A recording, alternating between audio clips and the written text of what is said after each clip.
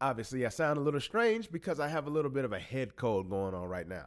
Don't know where it came from. I'm in a house all day, work from home, and I got my baby here, and neither one of them got anything. So I don't even know how it happened, but it just did.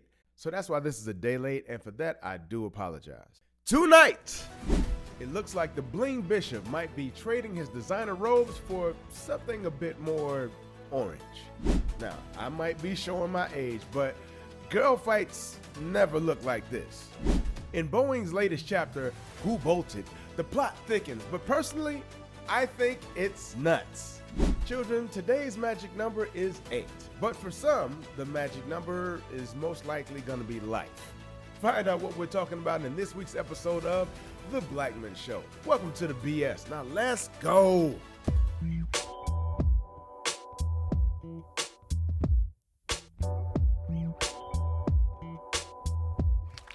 What is good? What is good? Ladies and gentlemen, I am Seven Blackman, and this is The Blackman Show, a place where we can dissect the news with a little bit of 7 cents. So hit that like button and show YouTube that everybody should get a little black man.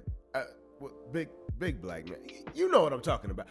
With that said, let's just get into it. So first we start off with Bishop Lamar Whitehead, former felon, Fendi lover, and diamond aficionado. Affectionately known as the Bling Bishop, your boy Lamar found himself in a courtroom drama that could rival any blockbuster movie. The man who was known for his viral video of being robbed at gunpoint for over $1 million of jewelry, the Bishop of Bling, not to be confused with the Bishop of Jakes, who already had a rap sheet for grand theft, larceny, and identity theft, now finds himself in even more hot water. So here's the rundown. Our bedazzled bishop allegedly swiped a cool $90,000 from a trusting parishioner. Instead of using those funds for an investment into his own real estate business, like he was supposed to, he used the money to enrich himself, and isn't that much easier? Then the Bling Bishop apparently moonlights as a political fixer of sorts, because he promised to a local businessman that he could pull the strings with New York City Mayor Eric Adams in exchange for a hefty sum, of course. And this was due to his previous relationship with the mayor when the mayor himself was chief of police. However, Adams and his office are conveniently saying that they don't know the man like that. Wait, I mean, you don't think a pastor with convictions on his record of lying and theft would be lying about his connections with the mayor just for personal gain, do you? Oh, and let's not forget the bishop's little fibs to the FBI. When agents raided his New Jersey mansion over his $90,000 scheme, from as early as 2022, mind you, he claimed to own only one cell phone. Well, it turns out he got 2 phones, one for the feds, one for the Holy Ghost. Actually, he probably kept it in reserve for his late night confessions with his bling supplier. Now, personally, I don't see the issue. Y'all know that infamous Bible verse that goes, "Thou shalt diversify thy portfolio and bedazzle thyself." I mean, the man is just one of those dope pastor / influencers trying best he can to shove that wealth through the needle's eye. That's a scary thing, though, is that like there's a blurred line now, blurred almost to the point of being indistinguishable between like pastors and influencers. Yeah.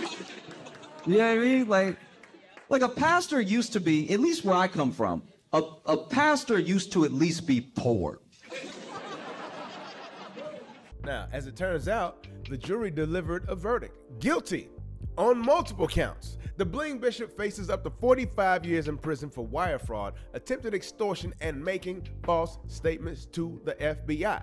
His sentencing hearing promises to be a red carpet event, I'm sure, complete with paparazzi and a choir singing songs like this. Lock his ass up! Lock his ass up! You're going to jail. You're going to jail. And so, good people, let us raise our blinged and bedazzled goblets and toast to the downfall of the Bling Bishop. May his cellmate be a reformed jewel thief with a penchant for rhinestones. But what are your thoughts on a blinged out bishop? Was this inevitable? Personally, I don't think he has the battle scars to be believable for anything but what occurred. But that's just me. In St. Louis, Missouri, a brutal altercation unfolded between 2 high school students. The victim, a 15-year-old girl by the name of Kaylee, who found herself in a violent confrontation with another student, Marnice DeClue. Now, Due to YouTube guidelines as well as my own conscience, I will not be showing the entire fight, but I do want to show you the beginning so that way you can see what did and did not happen.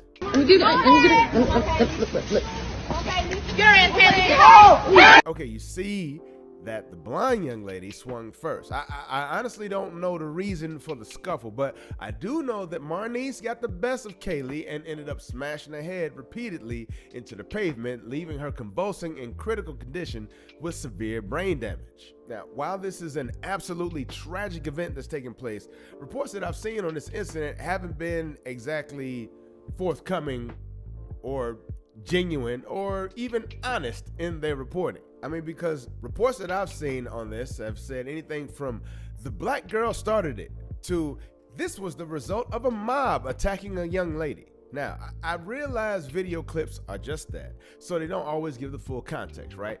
All I can go by is the context of the clip that we see, and in that video, right, when Kaylee was still upright, it didn't seem that she was blindsided or ambushed by others who may have joined in the fray. Now, if you do watch the video, you will see that friends started jumping in and trying to hit other people and stuff, but the main people were the main people doing the fighting. I'll just say that. Now, as a result of the assault, Kaylee was taken to a local hospital for medical treatment. Her family has started a GoFundMe with a goal of $150,000 for her care, which they're very close to meeting as of my last check. Authorities later arrested Marnice DeClue, the alleged perpetrator, on assault charges, as they should have. I mean, after speaking with the law officer on this, he said the general expectation is like when you're in a scuffle or something like that, the general expectation is that you respond in kind. Meaning, if somebody hits you with a feather, a response with a sledgehammer may be a bit overdoing it, just a bit. So I guess I can see what he means, but then I got to thinking about the time when somebody had an altercation over a handicapped parking space that he didn't need, but he didn't want the other people in it either. Of course, those other people were black. So he intentionally got into an argument so he could seemingly justify shooting and killing the man while trying to use something called the Stand Your Ground Law or the Castle Doctrine as his defense. Now, thankfully, that man was arrested and found guilty. And unfortunately, my people, I think that's what's going to happen to Marnice. Now, I've seen calls to have her charged as an adult, which to me kind of sounds extreme because these are kids. They're still kids. I think they're both 15. But if it escalates to that level, I'll be sure to let you know. Now, as of right now, the investigation into the fight is ongoing. The Hazelwood School District expressed condolences and emphasized the importance of community efforts to prevent such incidents like this occurring. So that's where we have to leave that one, but I'll ask you two very specific questions. One, what do you think of the fighting in the school in general and what's going to happen to this young lady? And two, why do you think the story was reported as it was? I'd love to see your comments on this one. In a chilling sequence of events last month in Birmingham, Alabama, the life of Mahogany Jackson, a 20-year-old mother, was brutally cut short by people that some would call acquaintances or even her friends. And there were 8 of them. Let me say this again. There were 8 people who participated in this critical incident with this young mother, and these details are as stark as they are horrifying. So first you have the initial abduction, right? On a fateful evening, Mahogany encountered a group of 8 people, men and women, whom she knew. So they lured her into an apartment building where the nightmare began with them already having plans to rap with an E and homicide the woman. Next, we get to the assault. Videos capture the unspeakable violence because, of course, what's a little homicide in SA if you can't show it to your friends? During this portion of the torture, poor Mahogany was handcuffed, stomped on, spit on, and beaten while pleading for mercy. I believe there was one report that said she kept saying, "Y'all won, y'all won." But apparently, the winning wasn't enough for them. At one point, one of the men is reported to have straddled her, raining punches down on her defenseless head. At some point prior to the onslaught, Mahogany was able to text her mother and her sister telling them that she was being held hostage, giving them the location and telling them to send help, saying, "Send the police, apartment 3, held hostage, don't call." But her captors seem to have found that out. Then the unthinkable happens. As a result of the mob, you see, this is a mob. Learning of her contact with her mother, they physically assaulted her in attempts to get her to reveal the code to her phone. After that, Mahogany was stripped, dragged by her hair, and forced into a car and forced into the trunk of a car where they proceeded to move her to various parts of the city where they continued their physical and actual assaults on her. At gunpoint, she endured actual acts with all 8 suspects, with her going down on some, men and women, at the threat of gunpoint, others pulling her pants down and sodomizing her and assaulting her otherwise. I mean, it was... This is with all 8 suspects being present and engaging in this harrowing ordeal. Again, this is men and women.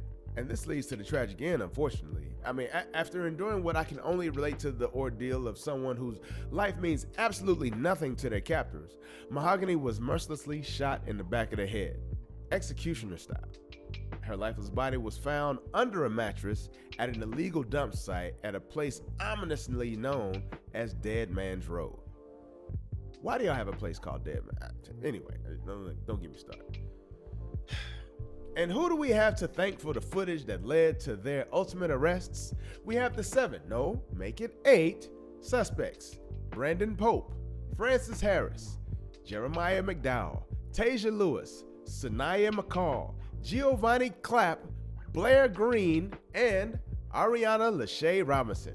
4 men and 4 women whose ages range from 18 to 25 now face justice. Collectively, the charges include capital murder, kidnapping, sodomy, and assault. And honestly, I'm not about to parse out who's who. Just throw them all away. Honestly, that's my opinion. Now, it originally was 7 individuals, as one of them, Ariana Lachey Robinson. This woman with the wonderfully ashy edges was the last suspect to be caught by the Birmingham police, 9 days after Jackson's body was found. For the record, she was also charged with felony intentional homicide and kidnapping. Now, these very serious charges carry with them a life sentence or even the death penalty, and I say good. I know it'll never bring this young lady back, but these people obviously don't care about life. They don't care about the life of her young daughter, who's now got to wonder, where the hell is my mommy? So why not offer theirs in payment? Eye for 8 eyes never looked so good, in my opinion.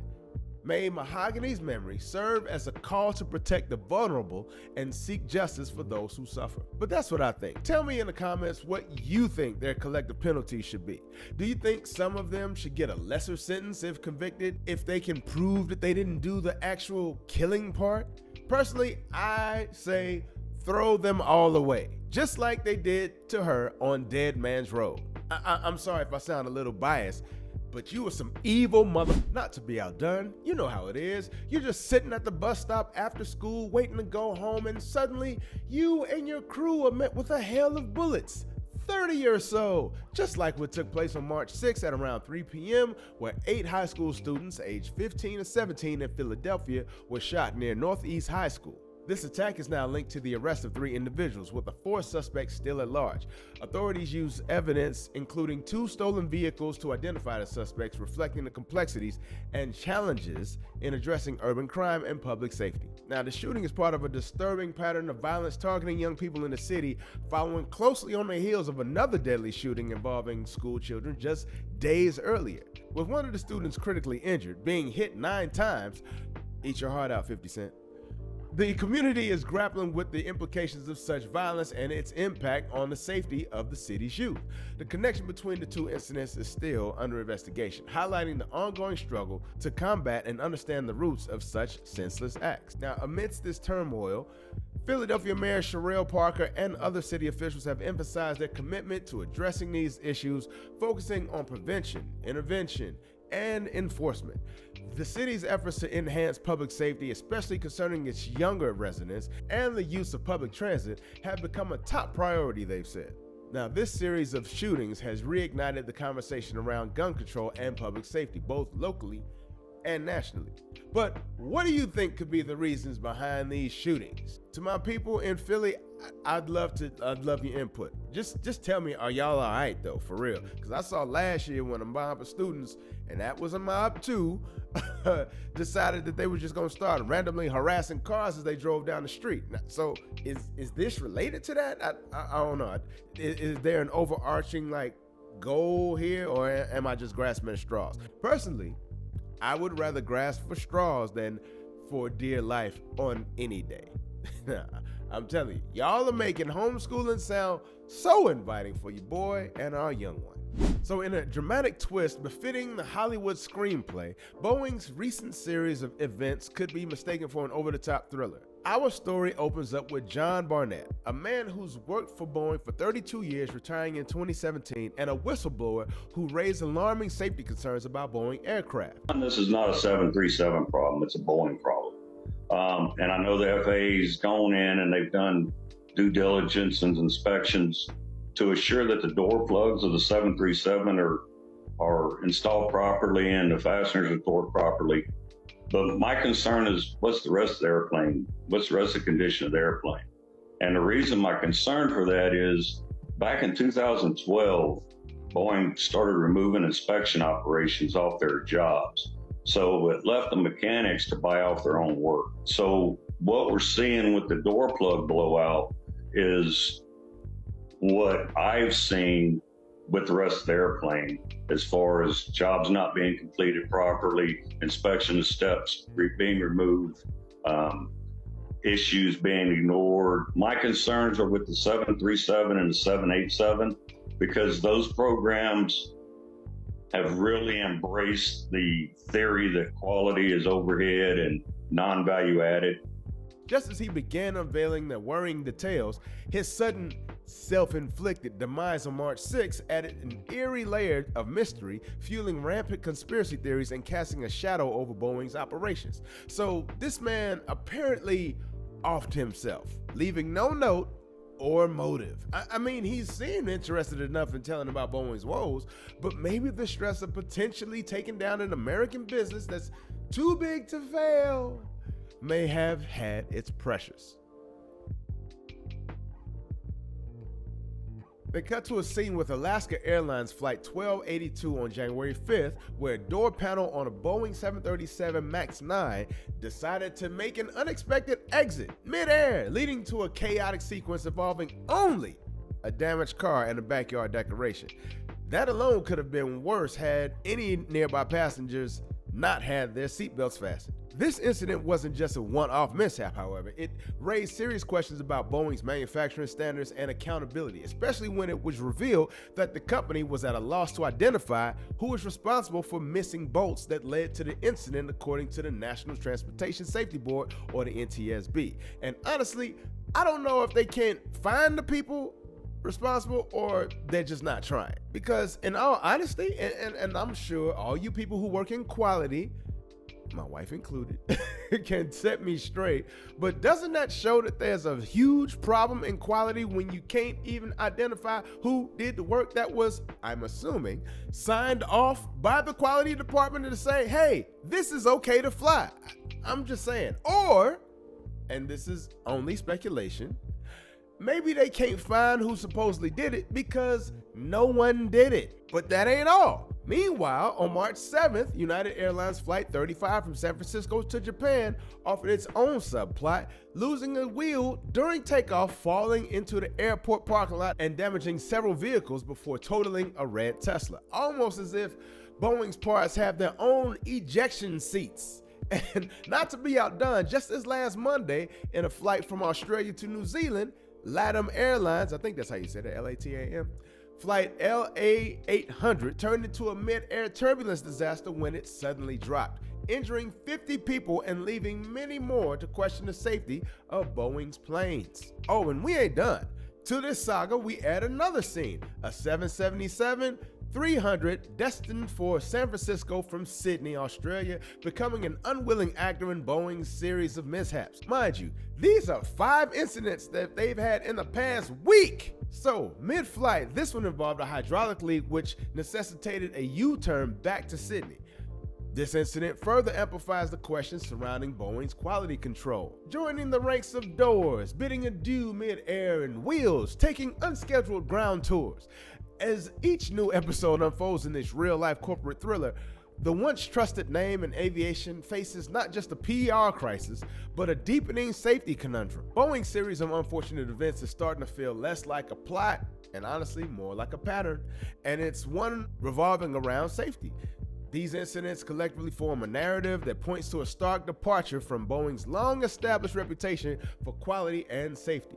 Once heralded as the pinnacle of aviation excellence, Boeing now appears to be grappling with a series of quality control and safety issues that threaten to undermine its standing in the industry. And honestly, I think this has something to do with their merger with McDonnell Douglas back in the day, because McDonnell Douglas was a company that was only focused on profits, well, primarily focused on profits, whereas Boeing was a brand that you could easily trust because their name was associated with safety, quality, high standards. You know what I'm saying? So for them to merge together, and you quickly see that the business model changed to the point where they were primarily about profits, just as McDonnell Douglas was.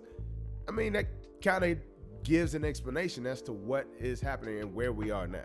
But honestly, with only one other major competitor in European company, Airbus, we don't need them to be out of business, right? But we also don't want to run the risk of smashing grandma's car, her house, or her hip with fallen parts dropping from 30,000 feet. Now, Boeing has issued several statements telling of their focus on quality and safety and all of that stuff, right? But obviously those words mean very little when travelers are selecting their future travel by who has which planes. Thank you very much, Kayak. Now, at the heart of this saga is a profound question. How did a giant of the aviation world find itself in such a precarious position? I think it has something to do with McDonnell Douglas. I mean, in the past 6 years, 346 people have died due to 2 Boeing crashes. They paid out billions in damages and lost billions more with their falling stock price.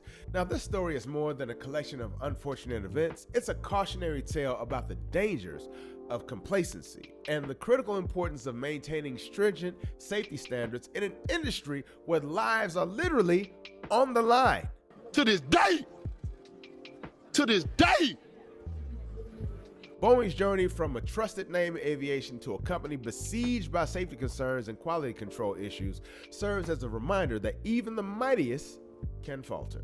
As Boeing works to navigate this turbulent chapter, the aviation world watches, hoping for a return to the company's former glory, where safety and quality were at the cornerstone of its success. And that's what happens when you have a former accountant as your CEO versus having a former pilot. But that's where we'll have to leave this one. I just have to say, however, space, in the grand scheme of travel, air is still the safest by a very wide margin. But I'd be completely lying to you if I didn't say I'm hella concerned. I mean, personally, I have some travel that's coming up soon, not to Alaska, but for my little trip that I got planned, I've already seen that the airline primarily uses Boeing planes. So what is a guy to do? I'm not driving all the way to Seattle when a flight would save me 12 hours. But with all the recent news, how do you think Boeing rights the ship?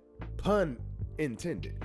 Do you have any concerns about flying? Let me know your mitigation plan or how you would like your assets divvied in the event of your untimely demise in those comments. And with that, this has been The Blackman Show. Once again, this is 7 Blackman inviting you to peep out our merch found at theblackmanshow.com. Follow the show on all the socials at Show The Blackman and connect with your boy. Peep last week's Ask A BLACKMAN segment. I'm telling you, it was pretty decent.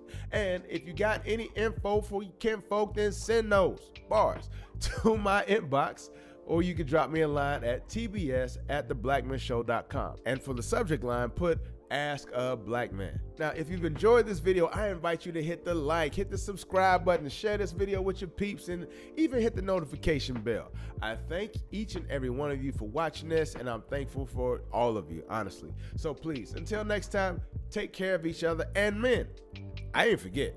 I know it ain't Black History Month no more, but don't forget to check in with somebody. Peace. And I'm out.